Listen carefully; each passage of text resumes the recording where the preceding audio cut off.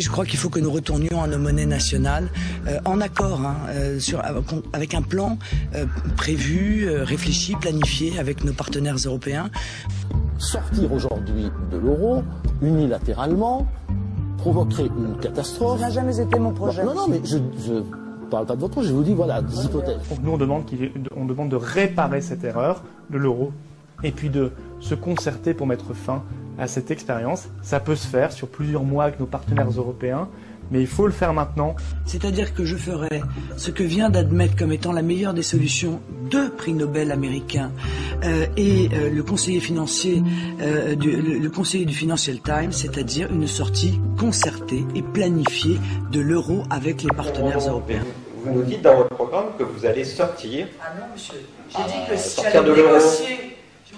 Mais négocier quoi? Puisque c'est pas négociable, c'est un traité qui est interdit. Oui, mais monsieur, si l'ensemble des pays européens veulent sortir de Oui, mais vous êtes à 17. Oui, il n'y a pas de problème. Alors comment on fait pour négocier avec 16 personnes? À propos de la sortie de l'euro, il semblerait que les traités l'interdisent en dehors du contexte de la sortie de l'Union européenne. Tiens. Il y a un article 5. Pas dit. Pardon? On nous aurait menti alors. Ce sont les articles. Un seul article permet la sortie de l'Union européenne, c'est l'article 50, que défend M. François Asselineau de l'Union populaire républicaine, qui est interdit des médias et que vous connaissez parfaitement, n'est-ce pas? Oui. Une question rapidement. Vous dites nous allons sortir de l'euro si vous êtes au pouvoir avec nos partenaires européens. S'ils ne sont pas d'accord, on sort tout seul? Non, mais je crois qu'ils seront d'accord. Ils seront d'accord parce qu'encore une fois, les peuples ne sont plus d'accord avec les plans. Est-ce que voter pour Marine Le Pen, oui ou non, c'est assumer éventuellement le fait de sortir de l'Union européenne? C'est assumer quelqu'un qui aura le courage et la volonté de protéger les intérêts de la France et des Français. Quitte à sortir de l'Union européenne, Madame Le Pen? Virgule. En renégociant les traités européens. Et si ça ne marche pas, on sort et on se débrouille tout seul? Ça marchera. Ce qu'on est en train de vivre, les hommes politiques n'osent pas l'admettre parce qu'ils ne savent pas quoi faire, parce qu'ils sont perdus, parce qu'ils sont un peu lâches aussi et paresseux. C'est la faillite du rêve européen. Et l'un des drames de la situation actuelle, c'est que, quelle que soit la validité des arguments qui sont proposés par Marine Le Pen sur le plan économique, du simple fait que le Front National souille la vision d'un avenir français, je dirais, heureux pour tous ses enfants, la rhétorique du Front National aboutit à dévaloriser les idées de protectionnisme, à dévaloriser les idées de sortie de l'euro. Donc vraiment, de mon point de vue, il y a quelque chose de tragique. Et de mon point de vue, je dois le dire, Marine Le Pen et le Front National sont vraiment les instruments de l'establishment et du système, parce qu'ils stérilisent des belles idées économiques. Parce que ça veut dire que l'on met dans l'esprit des Français que l'idée de sortir de l'euro, par exemple, ou l'idée de critiquer au point de sortir de l'Union européenne, serait à peu près comparable au fait d'avoir des sympathies pour le Troisième Reich, ou d'être antisémite. Bon. Donc c'est pour ça que nous dénonçons le Front National comme un élément décisif du système, puisqu'il interdit les débats.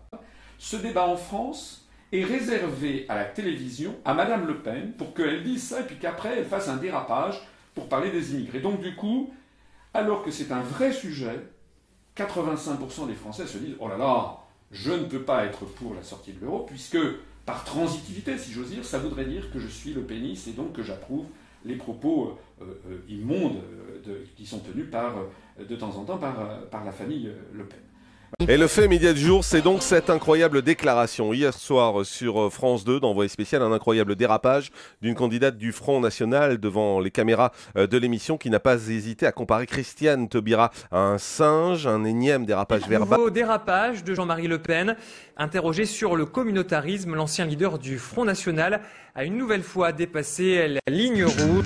Il y a aussi ce genre de réflexion, c'était à Saint-Raphaël, mi-janvier, votre père faisait un banquet avec des cadres du parti. Aimez-vous ce genre de vanne? Qui devient de plus en plus proéminent. Oui, qui signe un petit peu sans être méchante. Donc ça c'est un point tout à fait important. Sortir de l'Union européenne, sortir de l'euro, que d'ailleurs, Madame Le Pen, c'est le paradoxe est extraordinaire, parce qu'en plus, elle ne le propose pas. Je peux vous poser une question parce que tout à l'heure on évoquait le référendum. Je sais que vous voulez réagir, mais vous nous avez dit que vous étiez favorable au fait que l'on consulte enfin les Français sur ces questions. Et qu'on les écoute quand ils se sont prononcés aussi, parce que ça n'a pas été le cas en 2005. Très bien. Mais vous, personnellement, Marine Le Pen, s'il y avait un référendum, est-ce que vous voteriez pour quitter l'Europe Je vous dis, non, je peux pas vous répondre. Quitter l'Union européenne. Là, je peux pas vous répondre parce que je vous dis, non, je peux pas vous répondre. Quitter l'Union européenne. Là, je peux pas vous répondre parce que je vous dis, non, je peux pas vous répondre. Quitter l'Union européenne. Là, je peux pas vous répondre parce que je vous dis que moi, si ce référendum intervenait, par définition, comme personne autour de cette table ne voudrait l'organiser, c'est donc que je serais arrivé au pouvoir. Et je me donnerais 1 an pour négocier tout ce qui m'apparaît comme étant profondément négatif dans l'Union européenne. J'y arrive, tant mieux. En l'état, je demande aux Français ce qu'ils en pensent. J'y arrive pas, les Français diront également ce qu'ils en pensent. Mais encore une fois... Excusez-moi, vous pouvez pas fuir cette question, c'est un thème sur lequel vous êtes en permanence. Je vous demande, est-ce que vous avez envie de sortir de... Est-ce que vous n'attaquez que l'euro ou est-ce que vous attaquez l'Europe? Ma question est simple et je pense que les téléspectateurs peuvent le comprendre. En cas de référendum, est-ce que vous voteriez pour quitter l'Europe? C'est simple de répondre, non? Je vous dis, moi, il y a énormément de points qui doivent être négociés, voilà, clairement.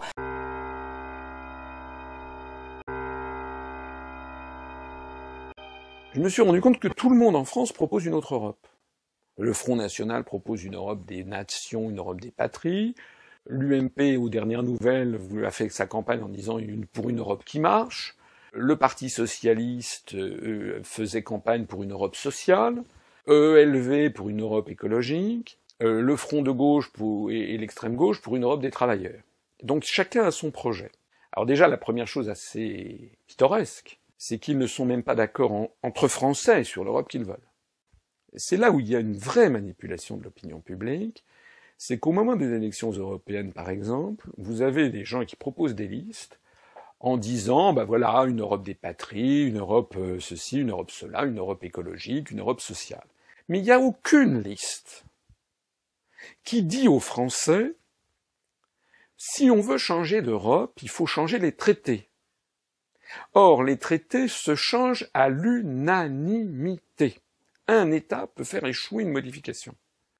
Donc, quand on propose une Europe sociale, ou une Europe écolo, ou une Europe ceci, ou une Europe des travailleurs, c'est pas aux Français qu'il faut aller le dire.